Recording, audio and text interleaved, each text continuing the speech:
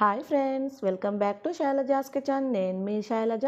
ఈరోజు వీడియోలో పిల్లలకు నచ్చే విధంగా ఒక మంచి స్వీట్ రెసిపీ చూపిస్తానండి. మైల్డ్ స్వీట్తో టేస్ట్ చాలా చాలా బాగుంటుందండి. పిల్లలైతే చాలా లైక్ చేస్తారు.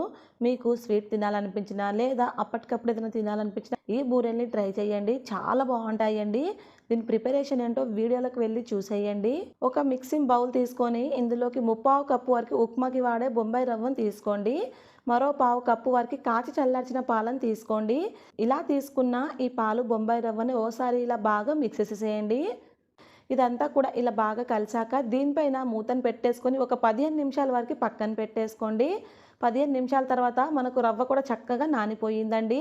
ఇప్పుడు ఈ రవ్వని ఒక మిక్సర్ జార్లోకి ట్రాన్స్ఫర్ చేసేసుకోండి. రవ్వ పాలు ఏ కప్పుతో అయితే తీసుకున్నామో అదే కప్పుతోటి 3/4 కప్పు వరకు బెల్లం తీసుకోవాలి.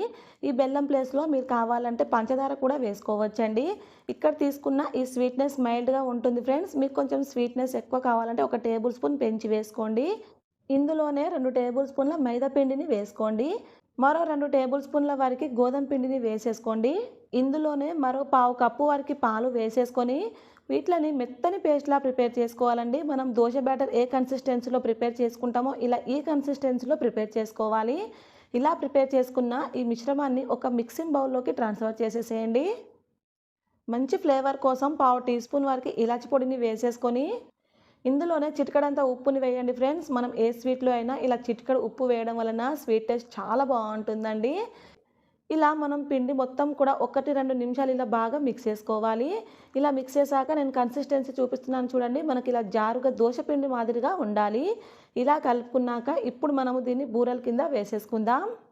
ఒక గరిటెడు పిండి తీసేసుకొని నెక్స్ట్ స్టవ్ ఆన్ చేసి ప్యాన్ పెట్టుకొని ఇందులోకి డీప్ ఫ్రైకి సరిపడా ఆయిల్ వేసాను.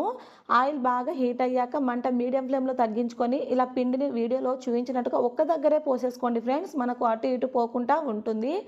అలానే ఇది వెయ్యగానే తిప్పుకోవద్దండి. ఇది పైకి తేలి బూరెలా చక్కగా పొంగుతాయి. ఇక్కడ చూడండి మనకి బూరె అనేది ఎంత చక్కగా పొంగిందో మీకు చూస్తే అర్థమైపోతుంది కదా. ఇలా ఆయిల్ని పైకి తట్టుతూ బాగా ఫ్రై చేసుకోవాలి. ఈ బూరెల్ని అటు ఇటు తిప్పుకుంటూ మంచిగా గోల్డెన్ బ్రౌన్ కలర్లోకి వచ్చే వరకు ఫ్రై చేసుకోండి. ఇలా బాగా ఫ్రై అయిపోయాక ఆయిల్లో నుంచి సపరేట్ చేయడమేనండి. చూసారు కదండి ఎంత బాగా పొంగిందో. నేను ఇంకొకటి కూడా చూపిస్తాను ఫ్రెండ్స్. అన్నీ కూడా ఇదే ప్రాసెస్లో చేసుకోండి. మనం చేసే ప్రతి బూరె అనేది చక్కగా పొంగుతుందండి ఈ ప్రాసెస్లో కనుక చేస్తే. అన్ని బూరెల్ని ఇదే విధంగా ప్రిపేర్ చేసుకున్నాక సర్వ్ చేసుకోవడమేనండి. మైల్డ్ స్వీట్నెస్తో టేస్ట్ అనేది చాలా చాలా బాగుంటుంది. తప్పకుండా ట్రై చేయండి. ప్లీజ్ అండి, ఈ వీడియో మీకు నచ్చితే నా ఛానల్ని సబ్స్క్రైబ్ చేసుకొని పక్కనే ఉన్న బెల్ బటన్ని క్లిక్ చేయండి. Thank you for watching.